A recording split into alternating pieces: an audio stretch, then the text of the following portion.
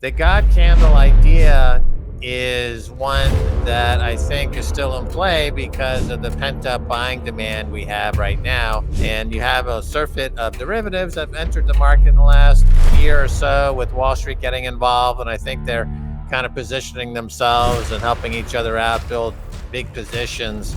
And then we'll see a big move. And that's what I expect. The only thing you have to know about price is that Bitcoin's purchasing power will. Cathie Wood recently said, upon coming to El Salvador and seeing what we're building here, she walked away and she said, you know what, El Salvador is going to 10x their GDP in the next 5 years. Max and I are here because we're betting that he's going to deliver this 10x in 5 years. And we want to be part of it. If you're going to 10x your economy, you're not going to do that on just trying to manufacture some clothing or something like that. So once they have a way out, Bhutan is mining Bitcoin, El Salvador is accumulating Bitcoin, you know. Bing bong. I am back with another edition of the State of Bitcoin podcast, where I'm joined by the legends of El Salvador, Max and Stacy. Max, I recently heard you on a podcast where you've predicted a massive Godzilla candle with Bitcoin rapidly shooting up. But Bitcoin price has been relatively stagnant recently. Do you still think that we'll see Bitcoin's price shoot up here pretty quickly? Sure. I also said that the least interesting part about Bitcoin is the price. And the hash rate's more interesting. The difficulty adjustments are interesting. The global sovereign adoption is more interesting. There's a whole list of stuff that's more interesting than price. The only thing you have to know about price is that Bitcoin's purchasing power will increase against everything, everywhere, forever, and everything goes to zero against Bitcoin. The God candle idea is one that I think is still in play because of the pent up buying demand we have right now. And you have a surfeit of derivatives that have entered the market in the last year or so with Wall Street getting involved. And I think they're kind of positioning themselves and helping each other out, build big positions. And then we'll see a big move. And that's what I expect. Yeah, I mean, you brought up the hash wars, and I know that you've kind of coined that term or seen that is the way the future. Now, I think that this is pretty interesting, even though I know you said price is one of the more boring aspects, but we've seen hash rate rise up dramatically. So, do you see that as like a continuing trend where it's not only at home miners or anything like that, but more nation states start to get into Bitcoin mining? Right. Like I said, hash rate is more interesting than price. Hash rate's never really been in a bear market. Hash rate's been going up continuously since day one. And it tells you the commitment of people throwing resources and energy at the network. The price will fluctuate, but the trend of people throwing more network at the network is really substantial. And now we've got major nation states involved. We've got El Salvador, of course. Bhutan has come out and said they've got over 13,000 Bitcoin. We've got a couple of more countries in play. I know here at the Bitcoin office in El Salvador that Stacy runs, she is really on top of making sure that Bitcoin in El Salvador it remains competitive as the global hash rate heats up, I'd say, Stacy. Yeah, That's Stacy, right. tell us about that. So the Bitcoin office, it has been, was founded 21 months ago. And yeah, we are responsible for basically establishing the foundation upon which the nation will be ready for this hyper Bitcoinization, you might call it, or the, when everything gets priced against Bitcoin, essentially, when the paradigm we already see is shifting. We see Wall Street massively adopting Bitcoin. We see presidential candidates in the United States fighting to see who could be the most Bitcoin. So I think El Salvador is so far ahead, and people don't understand why. I mean, okay, on one hand, you have Bhutan, which has mined a lot of Bitcoin with their massive hydropower, but we have years ahead in terms of how much we have prepared the population. So we have several, like 5 or 6 different really important education projects. For example, we're currently, right now as we speak here, we are training 80,000 civil servants in El Salvador. They have a 1-hour masterclass with me and Max, explaining to them why El Salvador chose Bitcoin, why we are a Bitcoin country, and why we are not the 5.5 million other tokens in the crypto space. And then they have a 3-day masterclass with a 3-day course taught by some important Bitcoiners, some engineers in the Bitcoin space. So we're training the civil servants, we're training the children. We're currently producing a workbook for children for grade school K through 8. We have in the high schools, we have Me Premier Bitcoin. So we've been training, teaching students, educating students on that level at high school level for the past 1.5 years. We have Kubo Plus, which is the advanced university level elite education program to train domestic, Bitcoin and Lightning devs. We have Node Nation, which is a program to introduce into the high schools the more physical aspect of Bitcoin, so they could, because Bitcoin in one way, is the course we teach to the university level. For example, at Kubo Plus, we start first for a few months with history, ideology, the philosophy, the more esoteric things that are, the ideas behind Bitcoin, and then we get into the actual coding and the how Bitcoin is assembled. But with Node Nation, we're teaching high school students, we're showing them how to assemble nodes, how to assemble ASICs. So they're actually seeing the physical part of Bitcoin. And that's been a really good eye opener for them and an educational tool. Yeah, and I think that that's, essentially going to be the backbone of more of these countries where, we're either going to start to be developing some sort of mining background or something like that. So, what with your conversations with like Bukele and others, what are they seeing as the value of kind of building in Bitcoin with that infrastructure? I mean, I know Bukele just announced for the first time ever that El Salvador is not going to have to take out any debt for government spending next year, and I think that that's a huge positive. So how are other countries kind of taking notice of the massive steps that El Salvador is taking? Well, the fact that you're asking about El Salvador and that you know about El Salvador, that is first and foremost because of Bitcoin, right? Bitcoin came first, and then the world's media focused on El Salvador.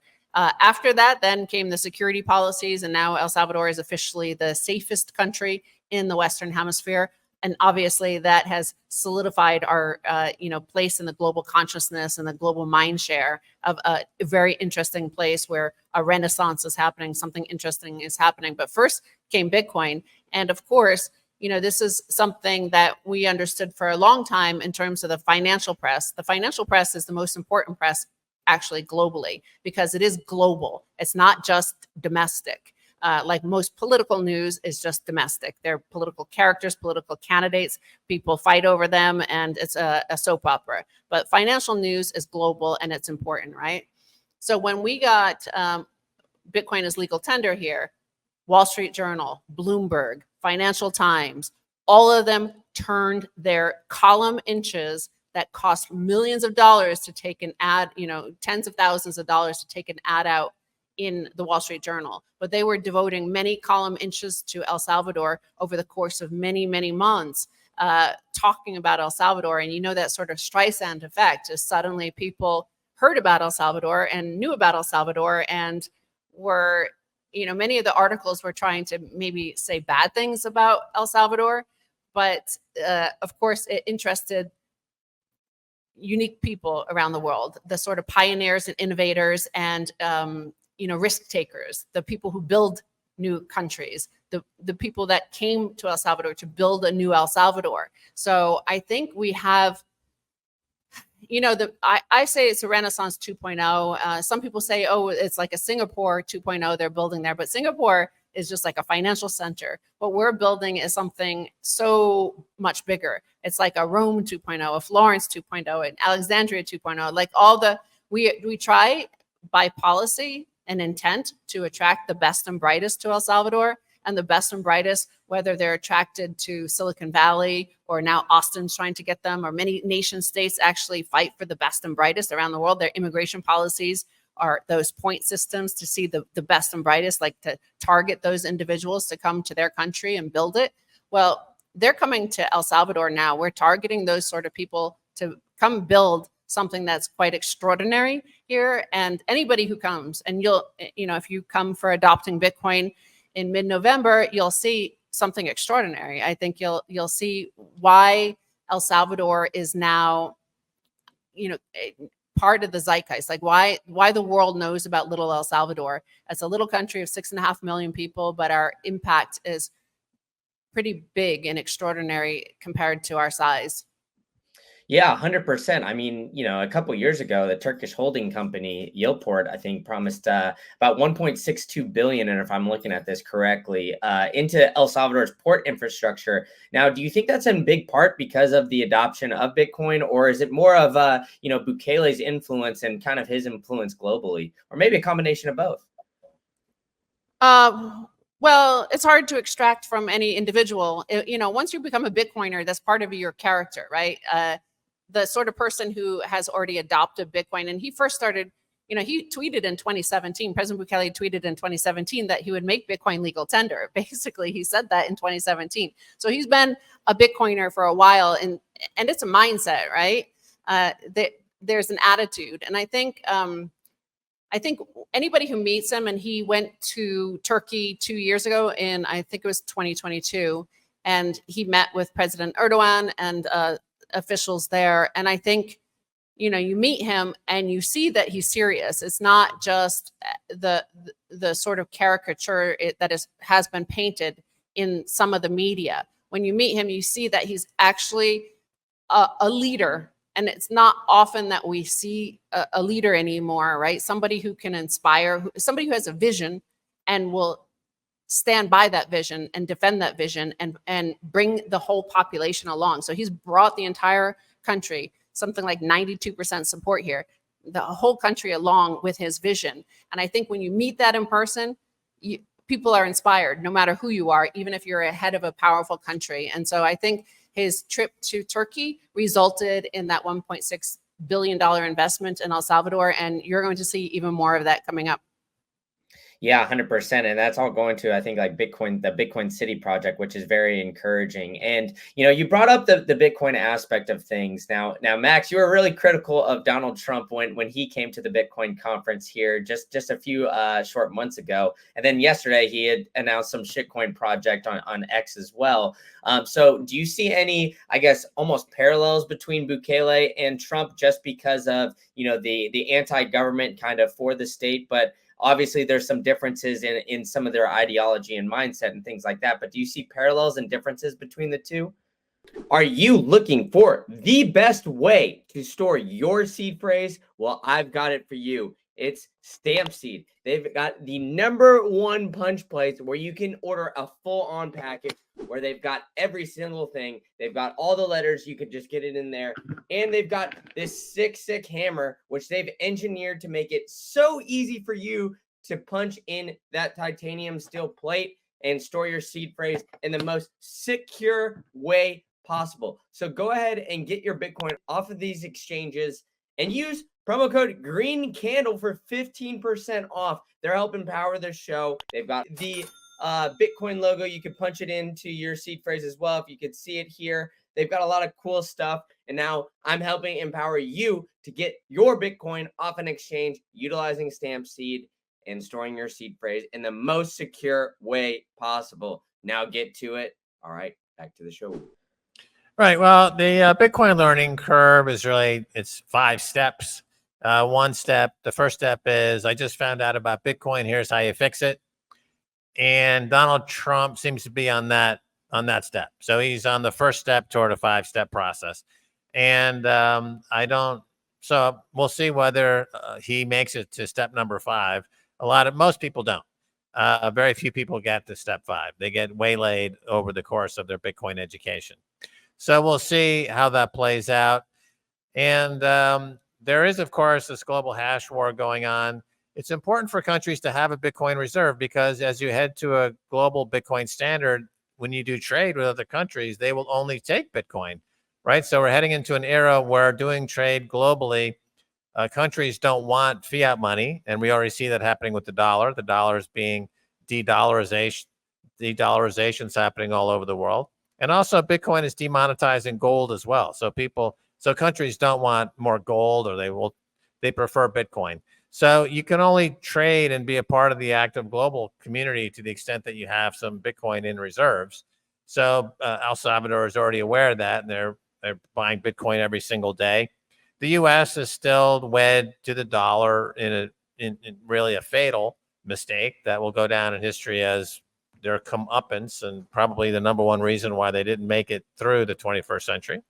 And other countries and companies are waking up to the fact that we're only as relevant and as strong as the Bitcoin that we have. And that's becoming understood more every day. Yeah, no, I agree. Go ahead, Stacy. I was going to say, I also think, the U.S. naturally has a more proof of stake mindset at this time versus what El Salvador is at. So, of course, the U.S. is able to print as many dollars as it wants and, force all nations to abide by whatever it wants to do. So, of course, it makes sense that the mindset more there would be that they don't want to have to actually work, because it's not easy, right? We've been building Bitcoin country for 3 years, and it's not easy. We can't just like sit back and let wait for things to come to us. And that's sort of the mindset of Trump, right? Because that's the mindset of America in general, especially since post-COVID, when we've become more European in that everybody gets free money. Like it's that Oprah meme, right? Everybody gets as much money as you want to sit home and work from home. El Salvador doesn't have that mindset, and they've never been able to afford that mindset. For 40 years, there was a civil war, then gang war, and then corruption. Their own currency, the colon, collapsed, back in like 1990, 2000. And so we've been on a US dollar standard here. So they were already like used to having to work to earn hard money, right? The US dollar was not a currency that they could print. So they already had the mindset here of that.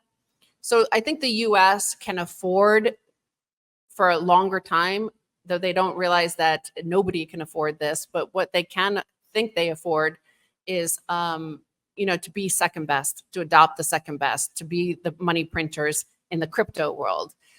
We watch this, and we know for a fact that like Ethereum is down, for example, the number 2 is down 46% against Bitcoin in the past 2 years. So that's since the Bitcoin office was created that, Ethereum is down.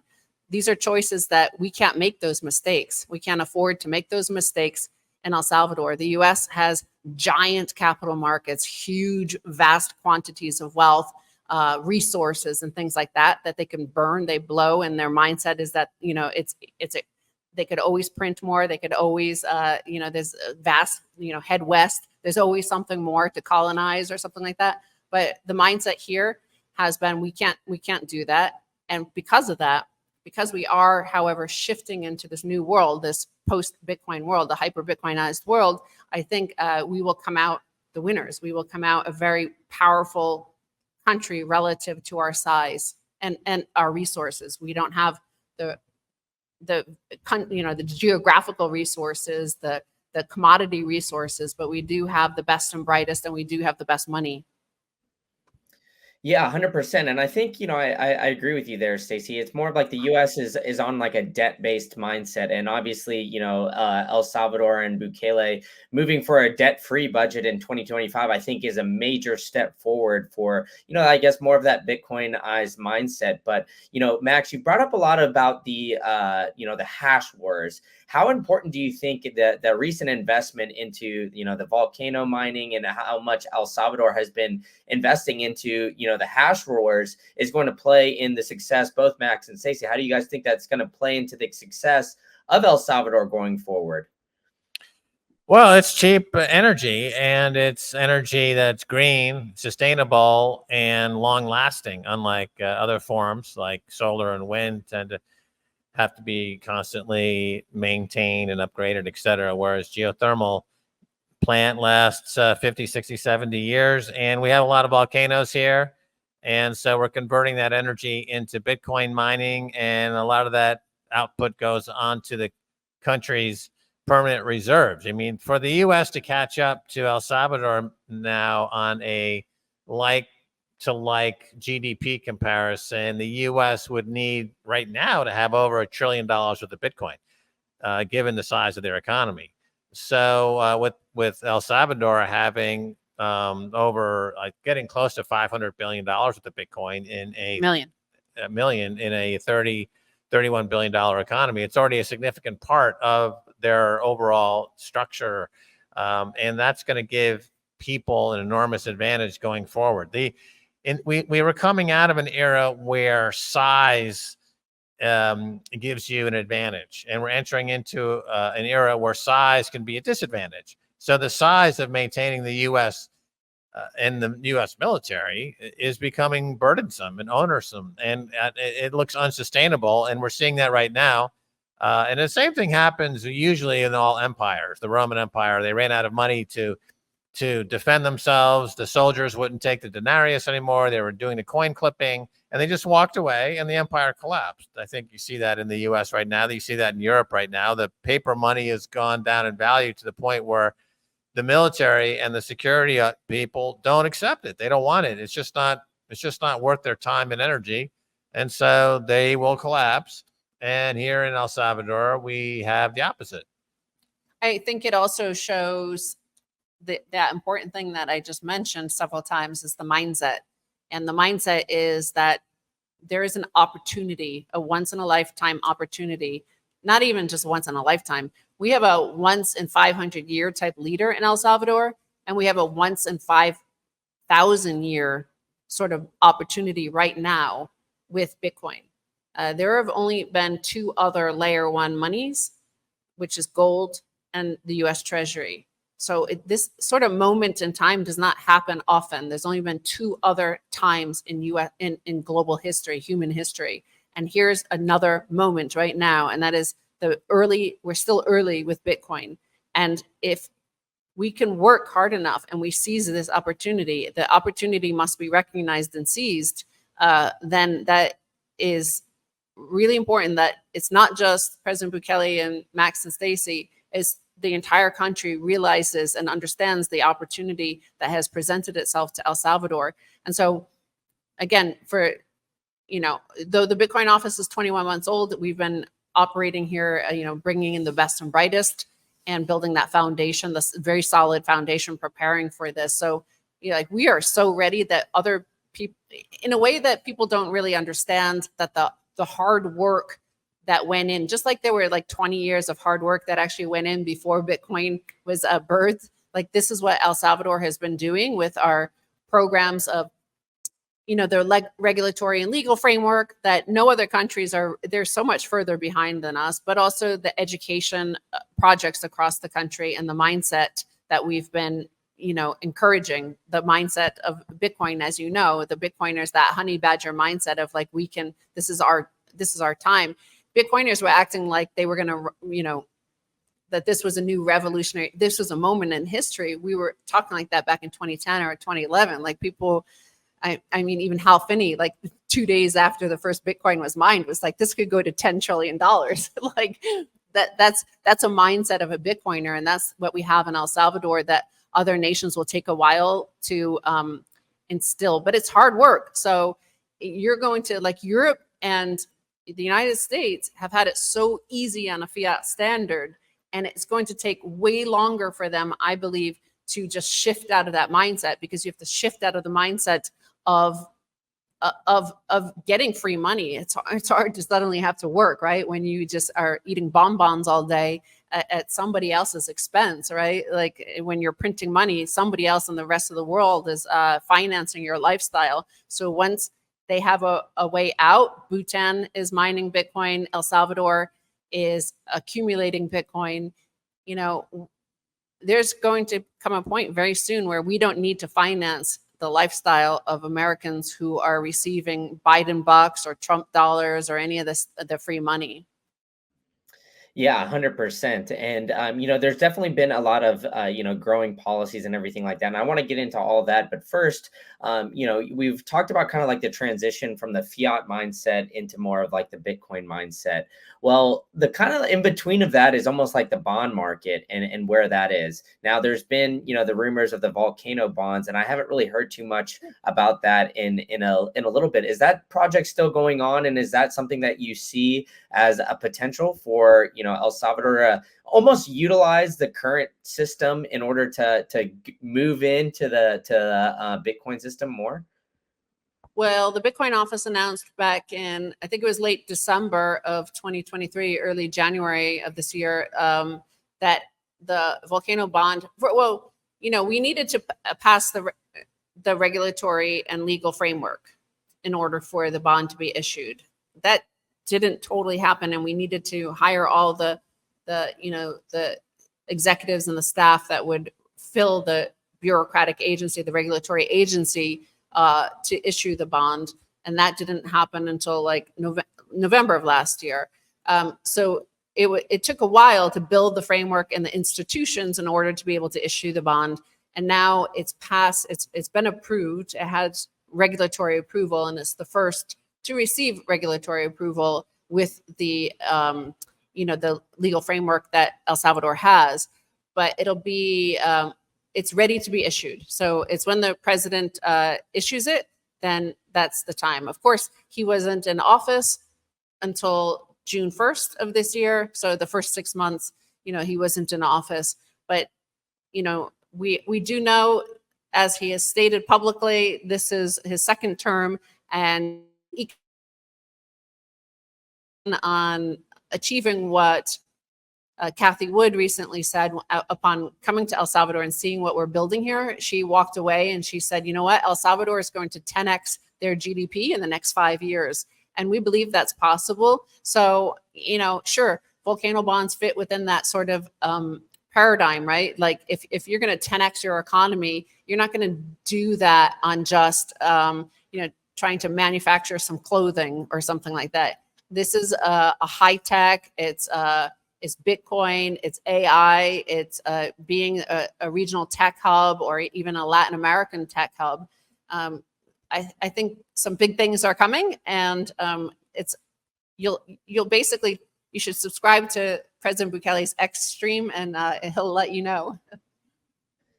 Yeah, definitely. I mean, he's been putting out some great policies. I know that he's been very tax friendly to tech jobs that are coming down there. Now, how important do you think that is? And as two people that have been in El Salvador, what has the change been like when you've seen a bunch of places and companies start to come down to El Salvador to as you're seeing the talent sort of flood in? Right. Well, we talk about recreating kind of a Silicon Valley-like environment, and Silicon Valley had three major components to it: education, capital, and entrepreneurs. And so here in El Salvador, we have the entrepreneurs and we have the capital. And as Stacy has talked about, now we have the education. So you put those three together and you have everything you need to recreate that kind of excitement around entrepreneurs raising money and building new companies, new ventures. And we're seeing that happen. We're actually, Stacy would have kind of a greater update on this, but we're seeing kind of the second generation almost of students, where the first class of students are now out in the wild getting jobs and helping to recruit the second generation of students. So the bet that was made a couple of years ago that, in fact, if you go out into the country and canvass the country and find the smartest kids out there who have an aptitude for technology and software and Bitcoin, you can build a cornerstone of this emerging tech-driven economy, and that's pretty much what happened. Yeah, I'll elaborate on that further because it is exactly by design. So when I always say El Salvador is winning, I mean, that is like us speaking to ourselves. Like that's our aim, is to win. And so we do everything to win, and we do everything by design. And when we set out to establish Kubo Plus, which is our advanced, it's very elite, Bitcoin and Lightning Devs program.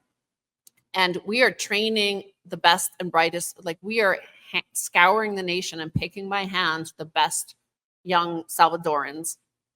Then we're scouring the globe looking for the very best Bitcoin engineers and educators to come to El Salvador and teach these students. And we're also taking the very, very best of the best here, and we're sending them to places like Tuscany and Lugano for further education, and with the Plan B summer school and courses. The course that they attended in Tuscany was with Adam Back and stuff like that. So we're intentionally targeting the best and brightest to create the best and brightest. And that came about with the intent of creating that Silicon Valley effect, because Max and I, when we first came here, we have experience as VC investors. We're one of the first Bitcoin VC investors. We were like in Kraken. We invested in like in 2011 or 12 when they first were founded. But we came here with the notion of like, let's invest capital. We have capital. We can bring capital and we'll invest in capital. And then you realize, well, it wasn't the capital that came first to Silicon Valley. It was the entrepreneurs. It was first the schools, right? Berkeley and Stanford had all these computer science students, and those students were in one location at two elite universities in the United States. And then you had HP, Hewlett Packard and stuff there. And you started, the talent was there first. And then the capital started to pour in and the VCs started to move in, right? So we were like, okay, let's create the talent pool here. And, this Wall Street investor who goes on Twitter by Macroscope 17, I think it is, he's made some really interesting observations, because he came to El Salvador in December of 2023 and then August of 2024. And he said in that time period, and that's, by the way, when the first inaugural class of Kubo Plus graduated, and we have 50 students that graduated, 21 at the elite level, and seven of them at the super elite level. And those students all meet here in El Salvador all the time. In San Salvador, they have meetups. They are creating their own environment, their own ecosystem. And we have now a second class. We've had 100 already in the early phases. It'll whittle down to like 30 by the end of the year of the super elite. But those kids are creating that sort of Silicon Valley effect. And this guy, who I didn't speak to before, he came and observed on his own. He noticed that in those like 9 months between his visits. So he saw that in those 9 months, something had changed. And what he noticed was like a tech vibe, that there was a Silicon Valley sort of vibe happening. And he didn't know what it was, but it was our intent to create that. We did that by design because we believe that's the path to victory. The path to winning is by creating the talent pool here. Yeah, and it's interesting you said that. I just went and looked at his Twitter feed, and one of his last tweets is about Bank of America upgrading the country's debt to outweigh from market weight after an investor trip. So it seems like even like global banks, even though some of the biggest banks in the world are starting to make trips down to El Salvador now. How big do you think that is? Because not only like as El Salvador, their financial markets and everything like that, but tourism is drastically up in El Salvador as well. So how big do you think it is that not only, money's coming in, they're building the Silicon Valley, but the tourism's up, people are actually starting to come in, and, it's essentially one of the biggest rebrands in history, where El Salvador is going from, one of the most dangerous countries in the world to one of the more desirable countries for people to visit. Are you looking for the easiest way to get your Bitcoin off an exchange? Well, I've got it for you. It's Foundation Devices. They've got the #1 hardware wallet in the passport. They've even got a concierge service that can help you get your Bitcoin off an exchange within 1 hour private onboarding session. And they've got a great app too, which will give you extremely, extremely, extremely private features on that app, so you can use Bitcoin in the most secure way possible. So I've been working hard trying to get sponsors to help you get your Bitcoin off an exchange, and I found it with Foundation, and you can store your seed phrase with a stamp seed punch plate as well. So pair all those together, use promo code GREENCANDLE at foundation.xyz, and you'll get $10 off your entire order. All right, that's enough for me. Back to the show. Yeah, it's a classic undervalued situation that's mispriced by the market. And the credit rating agencies still carry a triple C negative rating on El Salvador. But as Bank of America points out, it should be rated definitely as investment grade and probably B minus or B on the credit side. They're going to be paying off all their debt. The economy is growing and all in every possible sector. And so you've got an amazing opportunity still. You get El Salvador at the price you deserve. I think a year to 18 months from now, a lot of the bargains available will be gone. And you're going to start to see the country's debt actually trade at a premium. And you're going to start to see property markets really take off. And you're going to start to see entrepreneurialism and this high tech sector really deliver results, add the volcano energy. So we're generating our own energy, mining our own Bitcoin, and we're the safest country in the region. And it turns into a safe haven for anybody who really wants to live in a high growth economy with that safe, that values freedom of the press and freedom of money. There's only one choice, and that's El Salvador. So I make the joke that it's going to be like the fall of Saigon. Remember, the U.S. was trying to get on the last helicopter out. I think that's going to be LaGuardia Airport or Kennedy Airport soon with, Upper East Side New Yorkers trying to desperately get out of Dodge, get out of hell, New York, and make it to El Salvador. I like that point that Max brings up about how El Salvador is mispriced by the markets. And, that's the thing about a visionary, and the rebrand you talk about is real. It is the greatest rebrand in history, I believe, what has happened in El Salvador, because it was the most dangerous country on earth in 2015, 2016. And now it's the safest in the Western Hemisphere. Now we watched, we were here by the president's side as he embarked on this mission to turn it into the safest country in the Western Hemisphere. And do you know what? Just like every big visionary or entrepreneur, it happened to Steve Jobs. It happens all the time to Elon Musk. Everybody in the mainstream media mocks them and says it's not possible. Everybody said that it was not possible to fix El Salvador, that it would always be violent and people would always flee the country, because the mindset here had been like that, that the public officials were always corrupt. The presidents they elected always stole from them. The gangs were always given free reign and everybody was afraid of them and everybody gave them things. The US poured money into it, all these NGOs, everybody poured money into fixing the problem through all these sort of techniques that were, basically money-making schemes, really. These sort of enterprises where they're really not trying to fix anything. They're just creating human rights organization sort of NGO jobs. But they didn't fix a single thing.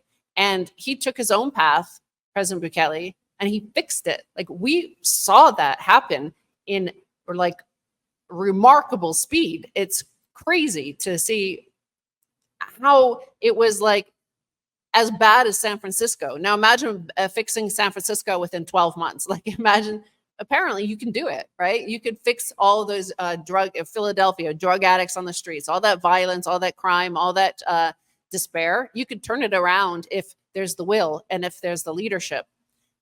Or if you're a visiting Chinese dignitary. Oh yeah, of course.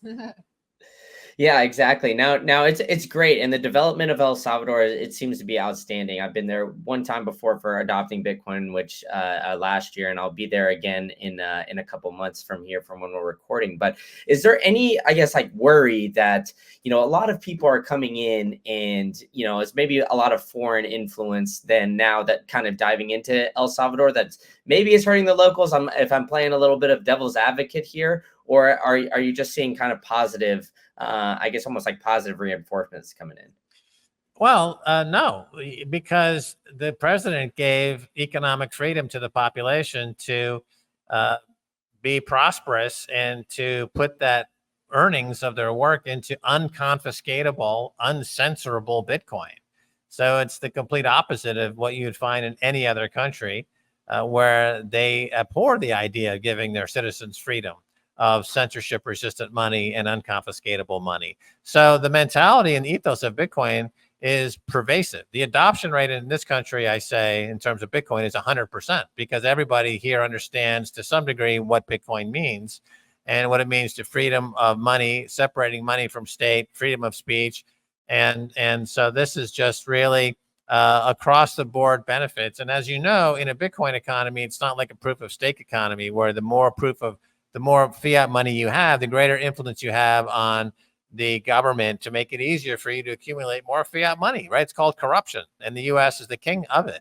Here, because we're heading toward a pure Bitcoin standard, there is no proof of stake mentality. People have the proof of work mentality. And that's true in the top of government, and it's true at the pupusa seller. We're all basically on the same proof of work standard. And it's important that the security situation really, really altered everything here, because we had Bitcoin first. And at that time, Max and I said that this would become Renaissance 2.0, and we would have a similar impact of the florin on florins. Like, you could have that sort of achievement. But the president pivoted for a year. He took time off and focused on fixing the situation for everybody. And if you have unconfiscatable money of Bitcoin, and yet, you know, half the population were living in areas that were occupied by plunderers who were violently taking their money and taking their earnings, so that they couldn't even afford to buy any Bitcoin or stack any Bitcoin. Everything got stolen from them.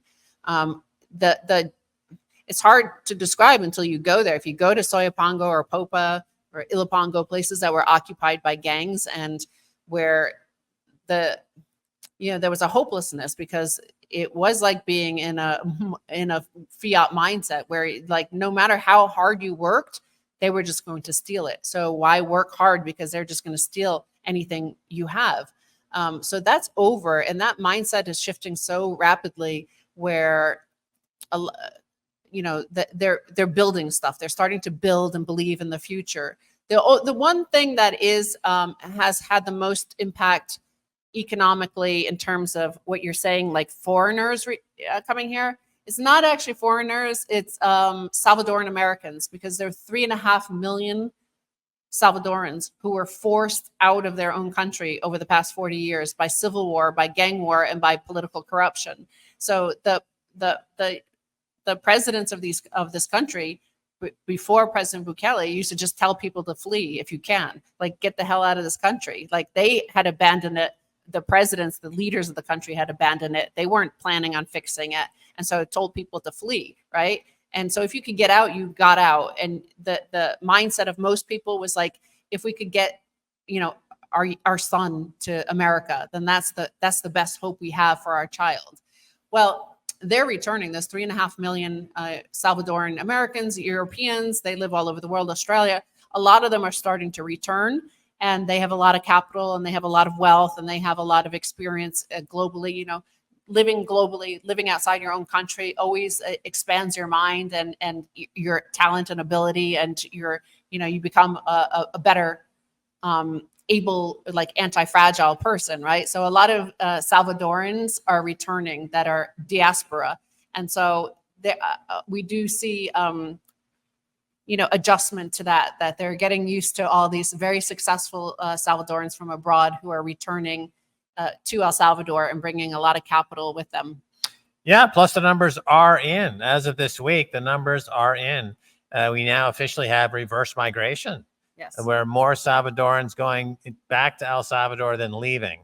So we've crossed the Rubicon. We've crossed that river down the Rio Grande. And we've got a reverse migration really happening here in El Salvador, because the opportunity, the shining city on a hill, the Statue of Liberty is a volcano in El Salvador. People who want opportunity and they want a future for their children are moving to El Salvador. And also the framing of the question about, well, is there foreign influence? I mean, the fact is that it goes the other way as well. El Salvador is influencing the region. El Salvador is influencing the world. We see that for sure. Other countries in the region and around the world are asking themselves, that's why the president's on the cover of Time magazine. How can we be more like El Salvador? So the influence is here and gravitating out, radiating out.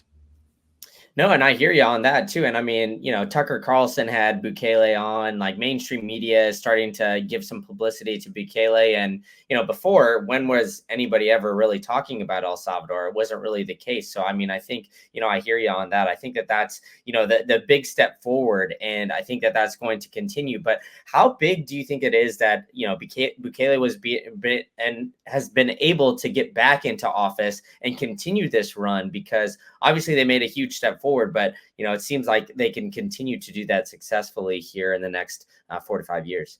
Yeah, like I was saying, he has pivoted to the economy for his second term, and he told everybody before he did the security situation, before he fixed the security situation, everybody told him it couldn't be done, but he's like, watch, I'm going to do it. And he did it. And now he's telling you he's going to like 10x the economy in the next 5 years, and people will laugh.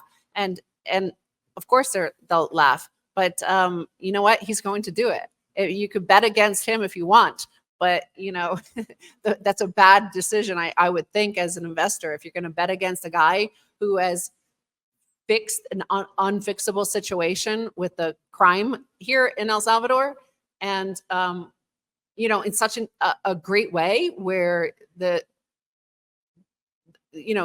it became like Monaco overnight in terms of security. Like the safety and optimism here is like out off the charts. So I think betting against this guy is a bad move. But Max and I are here because we're betting that he's going to deliver this 10x in 5 years, and we want to be part of it. Yeah, I definitely think that that's going to come into play. Now, with the economic background, I know, Max, you said that Bitcoin price isn't a huge driver, but I feel like it could seemingly help Bukele and help with everything as they're just DCAing in here. And, seemingly the U.S. is, economic situation is sort of in flux. And obviously we're going to probably cut interest rates here. We're recording this on the 17th in the next day or so. So do you think that would be a big driver, not only for the economic prosperity of El Salvador, but for more eyes to get on El Salvador as like kind of number goes up is almost the best marketing tool, even though, as Bitcoiners, we don't really like to talk about it too much. The answer is yes. All right. Well, do you want to expand on that? Do you think like there's going to be some sort of like mental barrier where if it's 100K, 200K, do you think that there's some sort of number out there that will help drive more people in, or I guess make El Salvador maybe a global powerhouse? Definitely. El Salvador is becoming a global powerhouse in a 21st century economy that Bitcoin is the world reserve standard, and the freedoms offered here are greater than at anywhere else in the world. No one even comes close. The U.S. has abdicated its role as a beacon of freedom. You certainly don't find it anywhere in Europe. It's not exactly the hallmark of the Asian economies either. So as far as freedom, economic freedom and freedom of speech, there is only one choice. And then you have Bitcoin, and then you add in all the other pluses, and it's the most secure country in the region, the safest country in the hemisphere. And, you just end up pointing towards El Salvador, and then you get El Salvador at the price you deserve. If you figure this out today, you'll be on a flight tonight. If it takes you a month or 6 months, that's how long it takes you. I think we will become a powerhouse. El Salvador will, but not in the way that you're thinking like, oh, we have all the money in the world, because a lot of countries have a lot of money, right? Qatar has a lot of money, right? But they're not like a powerhouse in the way that El Salvador will become a powerhouse. And they'll become a powerhouse here in El Salvador because of what Max always refers to, the Statue of Liberty, a shining city on the hill. That if you can be in the hearts and minds of people globally as a place to aspire to believe in. And that's what the United States was for many decades after World War II, right? That anything is possible there, right? That this is the land of freedom and liberty and cowboys and, good steak. That's the sort of thing, that's the powerhouse that we're going to have here. And a lot of it is to do with the David versus Goliath thing, the fact that President Bukele, he always tweets, "I told you so," right? The very most powerful people in the world kept telling him he couldn't fix the security situation. And then they told him he can't adopt Bitcoin and it's going to be a disaster and the economy is going to collapse. And he stood by. And that's so hard to do. People don't realize like how that peer pressure and that, most people aren't leaders because they can't withstand that sort of pressure. But he has that determination to see his vision through, and he sees the future. He saw the future with the security situation. He believed he could fix it, and he did. And he believes where he's going, where El Salvador is going, is to the place that he believes we can be. And so I think that sort of inspirational story, that's like a Hollywood blockbuster, right? So basically we become a powerhouse by becoming a narrative, a good story. People love those stories of this one guy who took on the mightiest powers of the world and survived. He flourished, he won, he was victorious. And I think that's what you're going to see. I think when basically the US and Europe and everybody adopts a Bitcoin standard and everybody follows his lead, I think his legacy and his legend are just confirmed for the next 500 years. Yeah, and I think he's got a huge influence in Latin America, or at least, in pocket communities. We're seeing other places like Bitcoin Jungle pop up in Costa Rica. Now, how big do you think that is going to be just for like the region in Latin America? Not only El Salvador being the leader, but, other micro communities starting to pop up and, potentially other leaders starting to take notice. Well, in Chile, the most popular leader there is Nayib Bukele. He's the most popular leader in countries all over the region. And in Central America, people are taking notice, and in Latin America, that Bitcoin and the Bukeleonomics is a vote winner, and voters are demanding it. And so we're going to see a wave of Bukeleism and Bukeleonomics, wash all over Central America and Latin America. And so that's already happening. Certainly Argentina is going through an incredible change with Javier Milei in office. And of course, Bitcoin is part of the conversation there. And so we're seeing it in Central America, of course, as well. So it's the template for success is what's happening in El Salvador, the Salvadoran model, the Salvadoran dream, the Bukele miracle. All these things we used to associate with countries like the United States are now being associated with El Salvador. Yeah, and it definitely seems that is the way forward. More and more people are going to be looking to El Salvador, and especially in these next 4 years. But one other question though is although people are starting to demand it, why don't you think we've seen other countries start to implement it? Is it just because we haven't had strong leadership in other countries, or maybe the timing or something? Like, why do you think it hasn't developed as rapidly as maybe it should? Because there are no other leaders. Like it takes confidence. It's hard to be a leader. We've had the privilege of being able to observe, and you can see how an ordinary person might not be able to. Most leaders end up being politicians, right? People are politicians, and they kowtow to the global institutions of what when they say you can't do that, it's not possible. And it's powerful global institutions that are telling you that you can't do that. That's ridiculous. Nobody wants to be laughed at and mocked. Very few people do. It takes a leader to be able to withstand that, right? And I brought up Elon. Elon gets mocked all the time. Ha, ha, ha. You wasted $44 billion on Twitter. Ha, ha, ha. Like in the early days, that was all it is. Now what everybody's like, oh my God, we need to shut down X because it's become too powerful. And it's like, hello, I thought you said it was like I blew all my money.